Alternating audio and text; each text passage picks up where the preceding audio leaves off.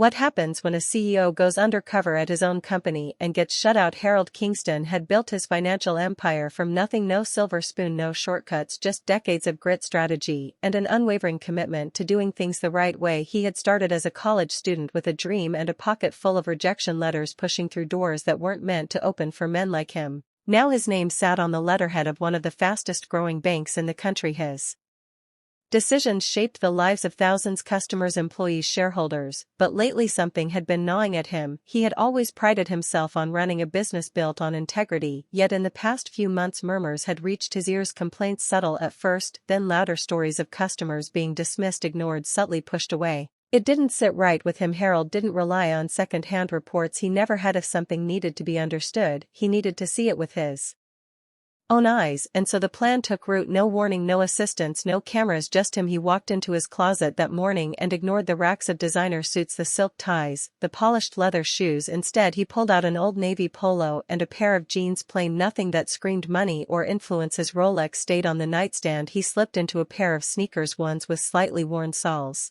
Then he stood in front of the mirror. The man staring back at him was still Harold Kingston, but stripped of every visible sign of power. No tailored suit, no commanding presence of an entourage, just another man, another customer. Perfect. He grabbed his phone and called for a cab instead of his usual private driver. As he stepped out of his penthouse, there was a brief moment of hesitation, not doubt. He'd already committed, but curiosity. Would this be a waste of time? Would his employees rise to the standard he had set, or was he about to confirm his worst fears? The drive through Los Angeles was quiet.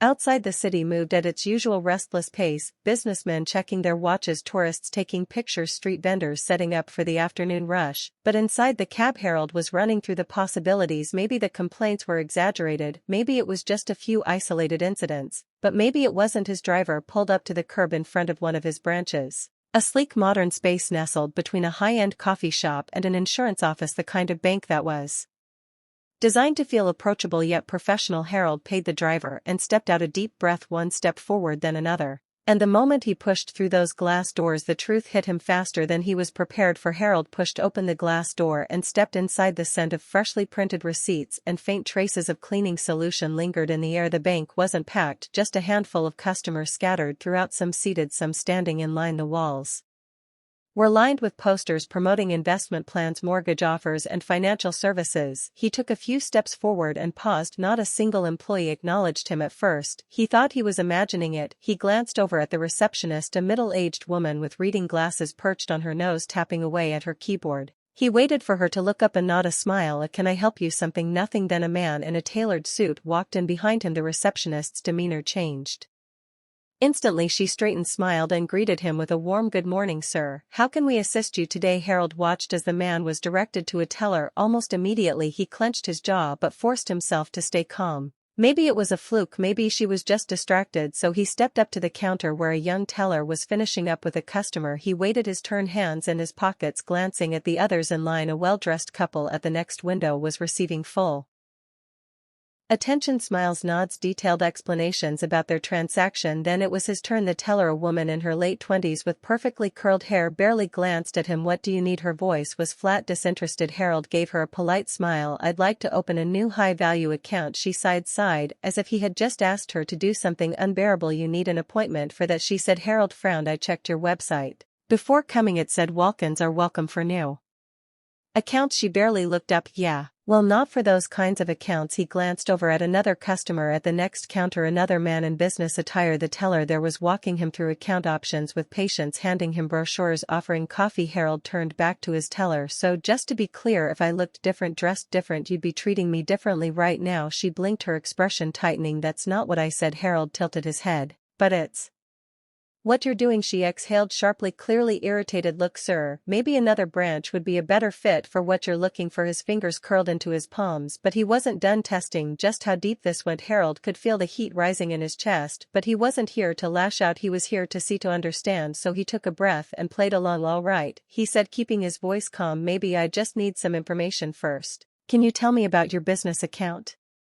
Options. The teller glanced at the line forming behind him and sighed again. Without a word she reached under the counter, pulled out a crumpled brochure and slid it across the desk. No explanation, no offer to walk him through the details. Harold picked up the paper and flipped through it. He already knew every word printed on it, but that wasn't the point. Across the room, another customer, an older man in a blazer, approached a different teller and asked the exact same question. The response enthusiastic, welcoming. The teller leaned forward, explained the benefits of different account types, even cracked a joke to make the process feel lighter. Harold looked down at the creased brochure in his hand. Is there someone I can speak to about account recommendations? He asked. The teller's lips pressed into a thin line. That would be the branch manager, but great, I'd like to speak with them. She hesitated, then with the slightest smirk she said, he's busy. Harold raised an eyebrow. Did you check? He's always busy, eh?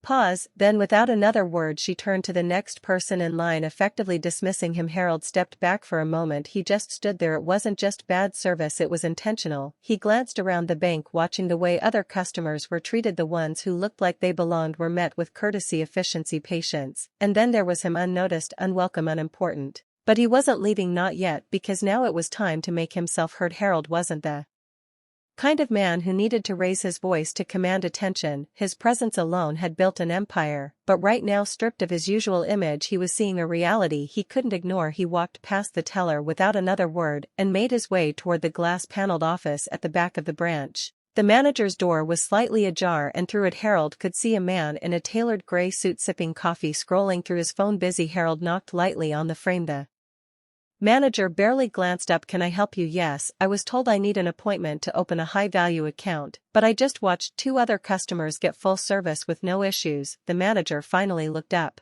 His eyes flicked over Harold's plain attire, the lack of designer labels, the worn sneakers. His expression shifted into something polite but firm, the kind of smile that said, I'd rather not deal with you right now, sir. If you'd like to apply for an account, I suggest you try one of our other branches, he said smoothly. Harold took a slow breath. Why would I need to go to another branch when I'm already at one of my own? The manager's expression barely changed. It's just a matter of wait. His brows furrowed. Your own? Harold reached into his pocket and pulled out his executive ID. He placed it on the manager's desk with the kind of quiet authority that needed no explanation. The room seemed to shrink. The manager's eyes darted from the ID to Harold's face, back to the ID. His throat bobbed as he swallowed hard. Mr. Kingston, I didn't realize. Harold tilted his head. Didn't realize what? The teller who had dismissed him earlier peeked around the corner, her face pale. The receptionist, who had barely acknowledged him, suddenly looked very interested in her keyboard. The silence stretched. Harold, let it. Then he spoke, his voice calm but sharp enough to cut through the tension. You didn't realize I was someone who mattered.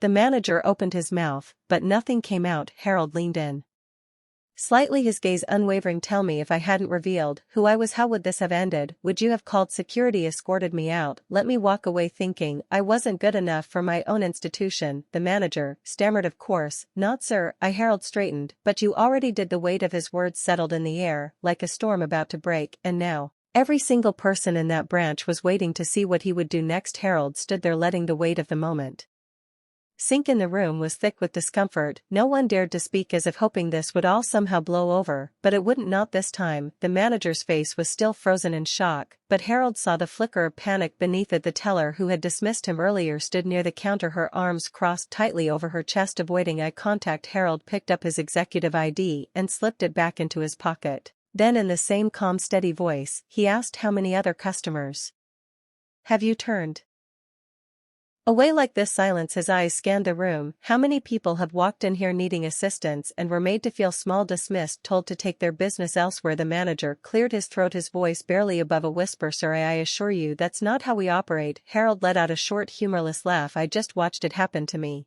He shook his head, glancing at the employees. And if this is what happens when I'm standing in front of you, I don't want to imagine how my customers are treated when no one's watching. The security guard had stepped closer, sensing the shift in energy, but Harold wasn't a man who needed force to get his point across. Instead, he reached for his phone. Tap, then another. The manager stiffened as Harold scrolled through his contacts and hit call. Good morning, Mrs. Holloway, he said when his executive assistant picked up. I need an internal audit launched at the Los Angeles branch today. The manager paled. Yes, today, Harold confirmed, and while You're at it. Have HR pull every customer complaint filed here in the past 6 months. Want names? I want details. The employees shifted uncomfortably, the reality of the situation dawning on them. Harold ended the call and slipped his phone back into his pocket. Then he looked at the manager. You have 1 hour to gather your staff in the conference room. We're going to have a conversation about what kind of bank this is, and more importantly, what kind of bank it will be moving forward. The manager hesitated, then nodded stiffly. Harold didn't miss the way the receptionist finally looked him in the eye, the way the teller exhaled sharply as if realizing just how much damage she'd done. Single moment of bias. Good, because change was coming, and this time no one was sweeping it under the rug. An hour later, the employees of the Los Angeles branch sat stiffly in the conference room,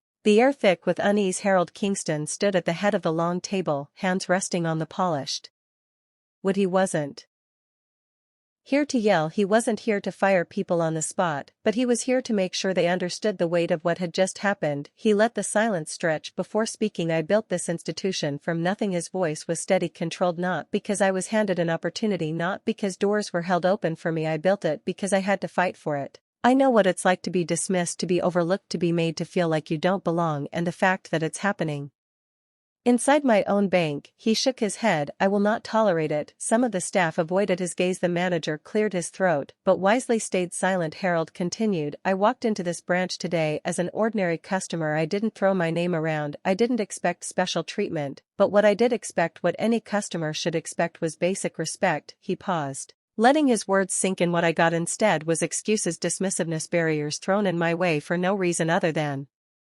someone deciding I wasn't worth their time. The teller, who had refused to help him, shifted uncomfortably in her chair. Harold turned his eyes to her. Would you like to explain why you assumed I wasn't here for legitimate business? Her face burned red. She opened her mouth, then closed it. Harold gave her a beat. Nothing. I just thought she started, but the words trailed off into nothing. Harold nodded once. That's the problem, isn't it? The room was painfully still. Then he exhaled, shifting gears. I don't run my business based on who looks the part and who doesn't. I run it on trust, on service, on making sure that when someone walks through those doors, they feel valued, not judged. If you can't provide that, you don't belong here. A heavy pause. Then he continued, now here's what's going to happen. Every single one of you is undergoing new training on customer relations. And it's not just going to be a quick seminar where you nod along and go back to business as usual. It's going to be real. It's going to make you uncomfortable, because that's what change feels like. The manager cleared his throat. Sir, you'll be the first one in that training. Harold cut in smoothly. Since leadership starts at the top. The manager closed his mouth. Harold straightened. This isn't about punishment, it's about accountability. People deserve better,